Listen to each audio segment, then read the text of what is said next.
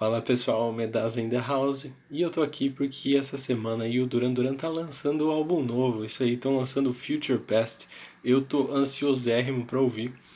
E em virtude deste acontecimento, eu resolvi fazer uma tier list, que eu sempre quis na verdade fazer um vídeo meio que falando um geralzão assim da discografia deles, né?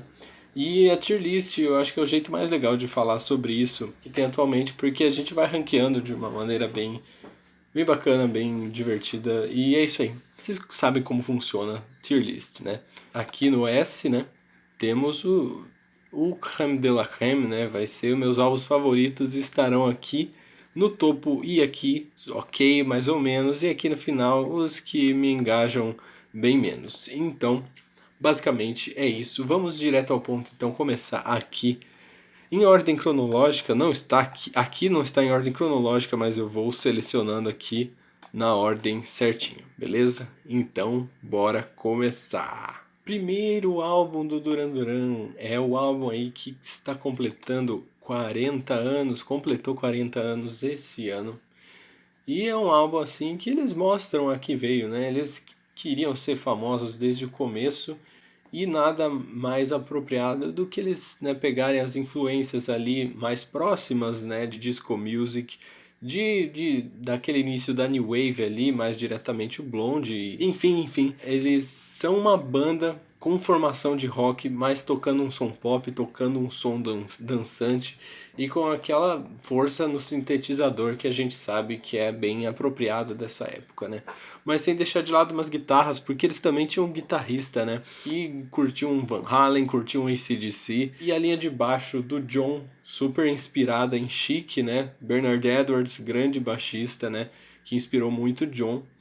E as letras, né? As letras poéticas do Simon, as letras metafóricas e a própria voz também do Simon aqui dando a identidade do Duran Duran. É assim que a banda começa.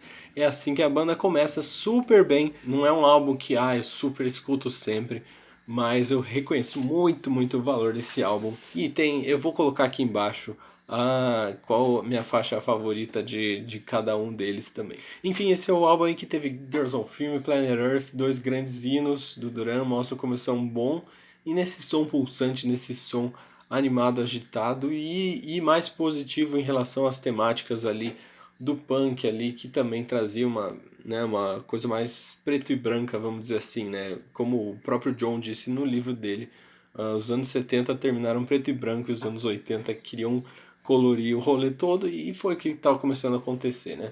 Enfim, com essa grande confiança no primeiro, essa confiança ainda aumentou ainda mais no segundo, porque o primeiro sendo um sucesso no país natal deles, no Reino Unido, a meta do segundo era ser um sucesso ali nos Estados Unidos, e o Real é esse álbum com o dobro da confiança do primeiro.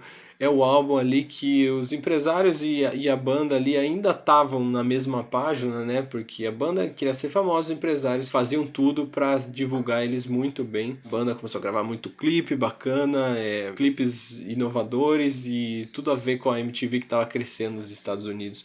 Real foi um mega sucesso. Tem Real, tem Save a Prayer, tem Hungry Like the Wolf, três dos grandes clássicos também aí da banda, sem contar que não deixou de lado também a parte mais obscura, mais reflexiva, que tem desde o do primeiro álbum, com To The Shore e Tel Aviv, que é instrumental ótima. Em Real também teve The Chauffeur, Lonely in Your Nightmare, enfim. O que eu falo de Real? Cara, Real é um álbum excelente, já fica aqui em classe A. Real é maravilhoso, é um clássico irrefutável da banda. Mas enfim, o Real foi isso, né? É um grande equilíbrio. Duran Duran agora definiu, consolidou, né? Já podia dizer o que é Duran Duran, né? O que é o som deles. O terceiro álbum sofre um pouco com a pressão de seguir, com o terceiro ano seguido lançando coisa.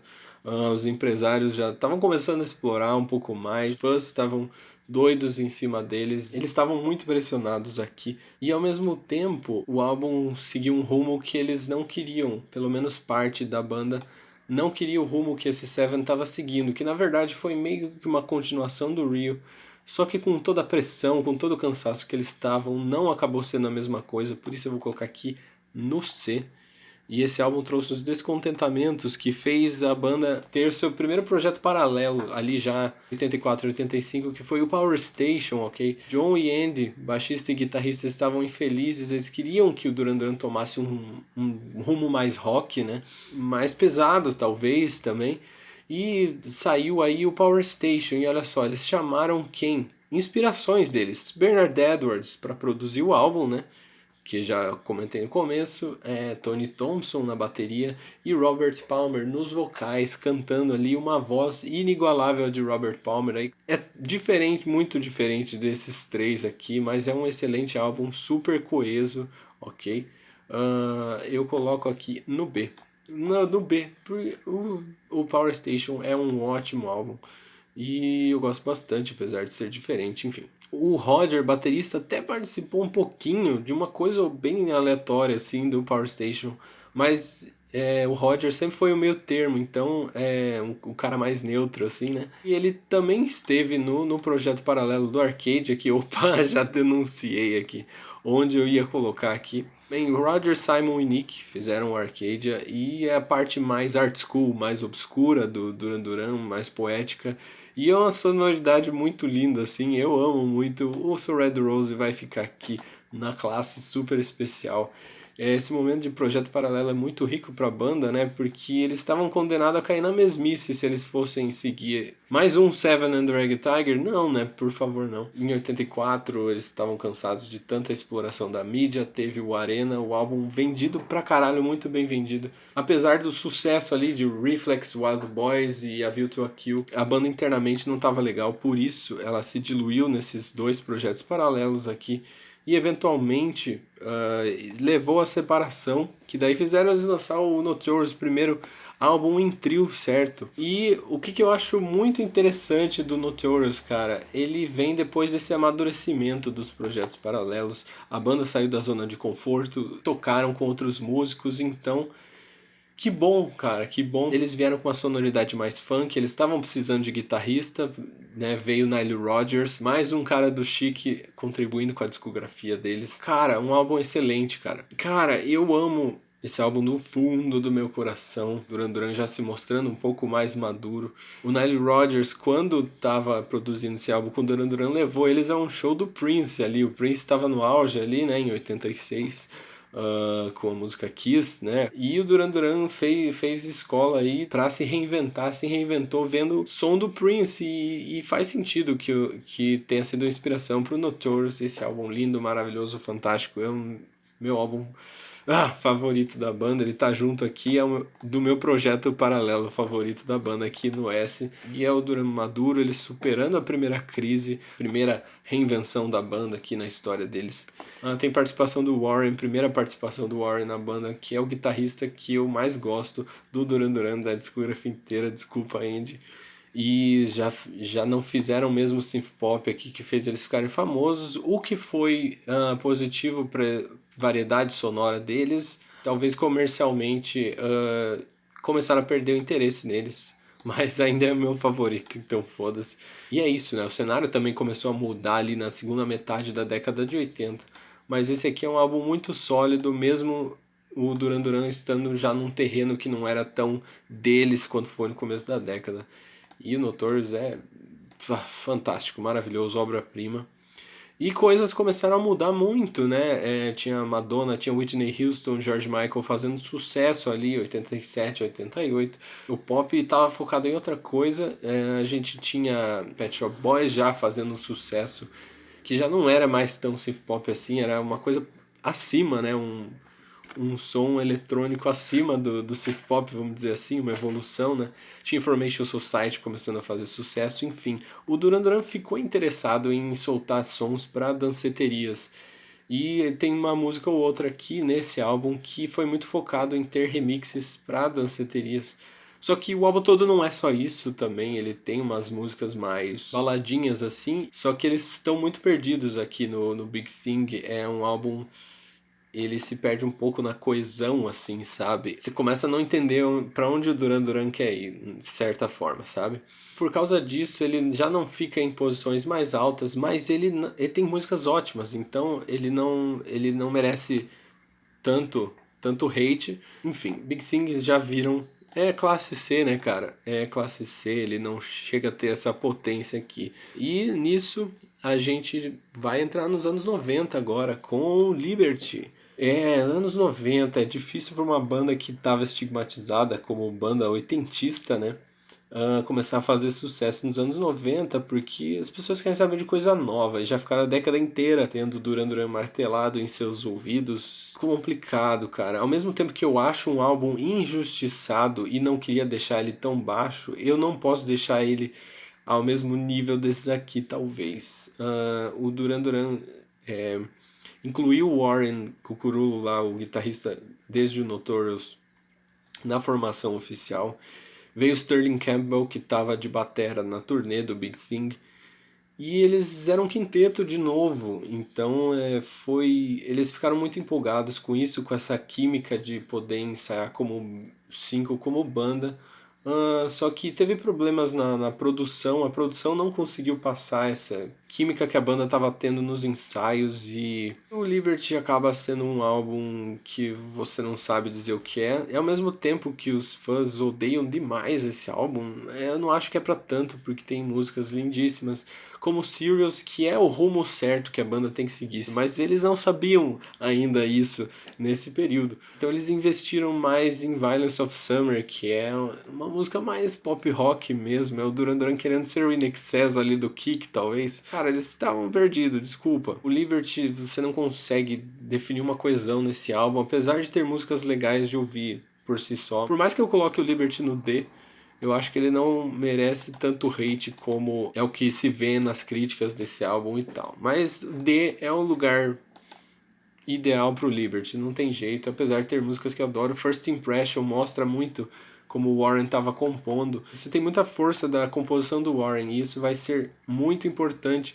pro próximo álbum aqui. O que aconteceu nesse meio tempo, né? O grunge estourou ali em 91, 92 e o rock voltou a ser muito importante ali na música mainstream e tal. Como que o Duran Duran ia entrar nesse terreno se a tentativa deles serem rock ali no Liberty em algumas músicas não deu muito certo, mas acabou sendo um aprendizado aqui para eles virem mais calibrados no Wedding Album, certo? O Sterling Campbell saiu da banda, ele já não era mais um quinteto, viraram um quarteto, e aí a gente volta ao trio do Notorious, só que com o Warren agora com uma função muito mais proeminente, muito mais forte ali nas composições. E a gente vê isso nos maiores sucessos desse álbum, com muita força guitarrística, que é Ordinary World e Come On Donny, e que foram gigantescos sucessos, músicas lindas com Milton Nascimento, como Breath After Breath. A própria Too Much Information eu adoro a potência que tem essa música.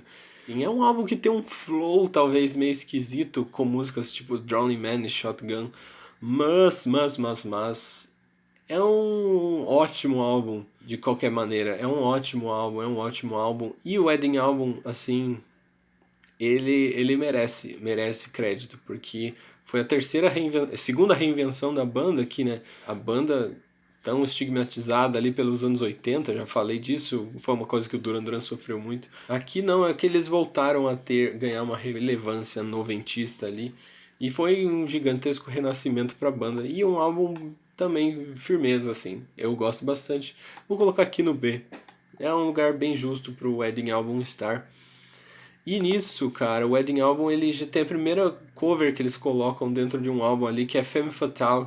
E ele já dá uma direção para onde vai o próximo. O próximo álbum é inteiro de covers. E eu não coloquei aqui porque eu acho que ele quebra a sequência, sabe? Um álbum de covers no meio. Isso não pega a evolução da banda. Então, o Thank You até tem singles que renderam bem. Um cover de Perfect Day, do Lou Reed, e o cover de Lay Lady Lay, do Bob Dylan. Chegaram a tocar em rádio, só que é aquela coisa, né? O álbum de cover não diz muito sobre a criatividade da banda, apesar de ter ótimos arranjos, né? Rearranjos. Mas deu meio ruim porque eles entraram nessa fase meio maldita no Thank You. Ia estar aqui no E, o Thank You. Mas vamos seguir com a discografia mais, vamos dizer, né? De verdade, assim, substancial mesmo, e a gente vai para outro projeto paralelo, porque o John tava desanimado de novo com o Duran Duran, que daí ele começou a ter contato aí com Steve Jones dos Sex Pistols, e a Duff McKagan e Matt Sorum do Guns N' Roses, e um projeto paralelo muito doido, né? Você imaginar Sex Pistols, Guns e Duran, assim, tipo, é meio que 3 décadas diferentes se reunindo de certa forma, né? Neurotic Outsiders, esse projeto paralelo, cara, vale a pena ouvir pelo menos uma vez. É um som bem feito, é o John realizando seu sonho de tocar punk, ainda com o ídolo dele. Eu vou colocar aqui, cara, o Neurotic Outsiders, eu acho que cabe muito bem no C, vale a pena ouvir uma vez, sim. Tem músicas boas que eu gosto, então tá aí. Também, assim como o Power Station, é muito diferente do Duran Duran mesmo. Cabe aqui, né, como menção rosa aqui, este projeto paralelo, que é bacana de ouvir. Nisso, na escala evolutiva, a gente tem esse álbum que só foi lançado em 2013, mas ele basicamente foi inteiramente produzido ali em 96 também. Agora com duas outras pessoas da banda, Nick e Warren. Esses dois, eles tem uma química criativa muito bacana que eu vou falar nos próximos álbuns do Duran, mas aqui eles estavam meio que nesse projeto paralelo que eles queriam fazer um álbum conceitual sobre aquela geração que estava crescendo de reality shows lá na Inglaterra. Seria a trilha sonora de uma peça, de uma coisa super artística. Então esse álbum acabou sendo mais conceito do que música em si, apesar de ter uma música ou outra legal e que representa bem a química ali, né, do Warren e do Nick, por ser mais conceito do que música e ter poucas coisas que eu gosto. Cara, desculpa TV Mania. Eu amo essa dupla, cara, eu amo Nick Warren, mas esse não é como álbum, não é um negócio que eu escuto sempre. Enfim, o TV Mania ficou quase pronto em 96, engavetado até 2013, tá? Então por isso que esse lançamento é tão depois, mas eu quis colocar aqui na cronologia. Enfim, seguindo o TV Mania, a gente tem o Medazzaland. Vocês sabem mais ou menos onde esse álbum vai estar, porque é meu username, né? E o Medazzaland, então, o Simon já estava num bloqueio criativo, durante a fase maldita. O John tinha saído da banda, porque eu já falei, ele já estava infeliz com a banda. E o que acontece? Quem tomou as rédeas aqui em composição, em produção, foi a dupla do TV Mania mesmo, Nick e Warren. E a gente tem que pensar ali que tava na ascensão da música eletrônica ali, né? The Prodigy, essa galera. E um pouco de rock alternativo que tava em voga. Aqui vem um embate de gerações aqui, porque fãs oitentistas, eles vão ficar depois anos torcendo pro Duran Duran lançar um outro Rio, né? Mas isso dificilmente aconteceu na década de 90. E eu, como conheci a banda nos anos 2000, né? Pra mim, o Medazzaland também fazia parte do Duran Duran que eu conheci. Então, não foi um estranhamento pra mim conhecer as músicas do Medazzaland. Eu adorei, eu amei esse álbum, eu amo até hoje. É meu nome aqui, né? Medazzamet, Medazzaland, enfim. Cara, eu amo de coração esse álbum, assim, vocês não entendem, velho. É, é doido como eu amo o Medazzaland. E é por isso que ele vai estar aqui ao lado do clássico Rio. É isso aí, foda-se, cara. A tier list é minha. Medazzaland muito odiado pelos fãs, mas muito amado por mim. E essa fase maldita do Duran rendeu aqui essa coisa super diferente de tudo que eles já fizeram. E eu gostei justamente por causa disso, por não ser também o Duran Duran da mesmice. E nessa sequência a gente tem o Pop Trash. Tem umas linhas de baixo do John ainda no Medazzaland, mas a maioria já era um outro trio, né? Diferente desse trio. Já era Simon, Nick e Warren. E foi nesse trio que eles seguiram fazendo Pop Trash aqui. E o Pop Trash é também fase maldita, né? Do Duran Duran. Nada fez mega sucesso desse álbum. Eles estavam um pouco perdidos também, mas eu gosto muito ainda dessa química Nick Warren que tem no álbum Pop Trash. Então eu não vou colocar ele embaixo, não. Não. A galera viaja, a galera é injusta com o Pop Trash, cara. O lugar do Pop Trash é aqui no C, cara. O Pop Trash é mid-tier, foda-se também. a galera ia colocar ele muito mais baixo, mas foda-se, eu gosto muito do Pop Trash. Foi o último álbum que eles tinham lançado no período que eu conheci o Duran Duran. Então quando eu entrava no site deles, duranduran.com, tinha muito resquício aí da fase Pop Trash, o clipe de Someone Else Not Me, tocando em Macromedia Flash lá. E tocava Lava Lamp numa sessão do site. Lembra aquele período que você entrava em site de banda e tocava música em todos os lugares que você ia do site? E eu tenho muita emoção com esse período e muita nostalgia mesmo. A nostalgia vai falar mais alto para eu dar uma nota aqui boa pro Pop Trash, né? Relativamente boa. Foda-se, Pop Trash merece mais do que o crédito que lhe é dado.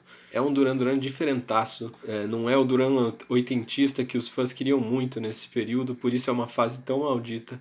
Mas eu aqui, ó, são injustiçados, Pop Trash e Medazaland, aqui, ó. São injustiçados. Infelizmente o Warren sai da banda, eu gosto muito da contribuição dele criativa como guitarrista e experimental também, né? Por isso que dá tanta diferença no som. E aí o Warren sai porque a banda resolve reunir o quinteto aqui dos 3 primeiros álbuns, depois de estarem separados, né? Desde 85. Mas antes de se reunirem, o Nick trabalhou nesse álbum aqui, nesse projeto paralelo, com um cara lá de antes do Duran Duran ter essa formação clássica, que era o Stephen Duffy. E é a faceta do Duran Duran antes deles terem o som comercial. Então era o que eles faziam antes de, né, bombarem. E era um som sintetizador experimental. Tem várias músicas aqui que o John diz no livro que começaram a ser compostas lá em 78, mas que só foram trabalhar de verdade mesmo em 2002 aqui no Dark Circles do The Devils.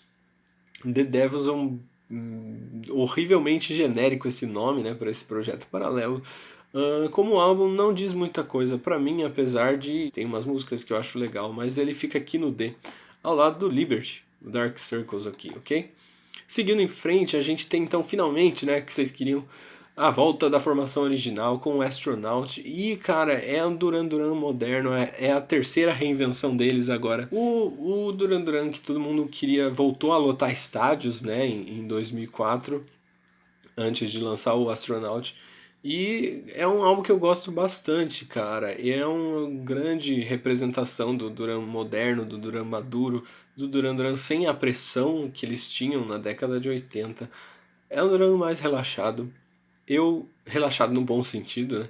E eu adoro muito o Astronaut. E eu ouvi muito. Como eu disse, o Pop Trash tinha sido o último álbum que eles tinham lançado quando eu conheci, então o Astronaut foi o primeiro álbum que eu acompanhei quando estava começando a sair umas demos e quando esse álbum estava começando a repercutir, principalmente no Orkut. Então tem um lugar muito especial no meu coração e é um belo álbum, apesar de ter umas músicas que os fãs torcem o nariz, como Bedroom Toys e Taste the Summer. O resto todo do álbum eu acho ele muito sólido e merece aqui essa posição classe A. É Astronaut, A de Astronaut também. Só que aí nem tudo que é bom dura muito, né? E daí o Duran Duran tentou lançar mais um álbum que seria o Reportage, que até hoje nunca saiu. E que foi o motivo do Andy Taylor ter saído de novo da banda. Então o Duran Duran já voltou a ser um quarteto, porque esse álbum que eles estavam compondo na pegada mais rock não foi pra frente. O Andy ficou frustrado com isso, né, o guitarrista. E daí o Duran Duran quis trabalhar com Justin Timberlake e Timbaland no próximo álbum. Estamos já no ano de 2006 para 2007. E a gente sabe que nesse período o Timberlake e o Timbaland estavam super cotados, né, na música pop. Vários sucessos clássicos que a gente ama, né, com a voz, com a contribuição desses dois. Então eu penso, porra, ídolos dos anos 80 encontram ídolos dos anos 2000, né? Só que deu tudo errado, cara. Red Carpet Massacre foi o flop. Eu ouvi muito também, como eu fã super acompanhando na época que saiu. Eu perdoei muito esse álbum na época, eu ouvi bastante. Foi a turnê do álbum que eu vi eles ao vivo em 2008 depois, mas o álbum não envelheceu bem, cara. O álbum não envelheceu bem. Eu não sei o que aconteceu nessa produção. Deu ruim, deu muito ruim. Tem músicas bonitinhas, músicas relativamente boas. A parceria em si com o Justin e Night Runner e com Timbaland e Skin Divers são um pouco decepcionantes. Tem algumas coisas boas, não é de se inteiro jogar fora, só que não chega ao nível de nada disso aqui que a gente falou antes. Vai ficar no E aqui ao lado do TV Mania. É isso, flop. Tá? E assim, putz, o Duran Duran tava quase voltando a uma fase boa, daí foi pra essa fase maldita. Quem que ia salvar? Quem que ia ser o anjo que ia salvar eles? Um produtor que estava aí trabalhando com Amy Winehouse, Lily Allen no período que esse aqui saiu, né? Um produtor que foi muito fã da banda na sua juventude. Estamos falando aqui de um DJ de Nova York. Hoje ele é muito bem conceituado também. Estou falando do Anjo. O anjo que salvou o Duran Duran. Estou falando de Mark Ronson. Esse cara é incrível aqui. Entregou aos fãs o que os fãs queriam há anos, que é uma sequência ao real, uma sequência de verdade, não a sequência cansada que é o Seven. Desculpa, Seven, eu reconheço suas músicas boas, tá? Tiger, Of Crime and Passion, eu amo. Mas enfim, voltando aqui ao All You Need Is Now, álbum com Mark Ronson finalmente entregou a sequência do real que os fãs tanto queriam, e com a maturidade, com a produção mais moderna, então tem tudo de positivo. É o real do século XXI. A You Need Is Now também classe A aqui. Isso que faz o Duran Duran ser uma banda boa atualmente, assim, porque é a prova que eles sabem ser retrô e modernos ao mesmo tempo. E eles tentaram seguir nessa onda. Ano Paper Gods ainda trabalharam com o Mark Ronson um pouco aqui, com o Nile Rodgers também, Janelle Monáe com o lindo single que é Pressure Off. Como álbum não me cutuca muito não. Como álbum tem aquela coisa. Essa é a tier que eu coloco assim, tem músicas boas, mas como álbum é difícil me convencer, assim, como uma coisa, um projeto coeso, assim. O Paper Gods ficou nisso, em 2015, né? E chegamos aqui, né, no ano de 2021. Eu não vou colocar, lógico, o Future Past aqui na tier list, porque, né, ele tá sendo lançado no dia que eu estou lançando esse vídeo. Já tem alguns singles, algumas músicas lançadas que eu gostei. Eu já acho que vai ter uma posição aqui mais alta que o Paper Gods, que foi o último. Pode ficar por aqui, cara. Eu boto fé nesse álbum. Vou deixar em mid-tier aqui. Porque eu não ouvi ainda, óbvio, né? Mas é porque esse template aqui eu quero que vocês possam também avaliar aqui com o Future Past dentro da jogada, e depois eu digo minha opinião sobre o Future Past em si. Mas pelas músicas que já saíram, eu boto mais fé que o Paper Gods. Então é nessa página que eu fico. Mas obrigado por todo mundo que esteve até aqui. Vão lá curtir Duran Duran se vocês curtem.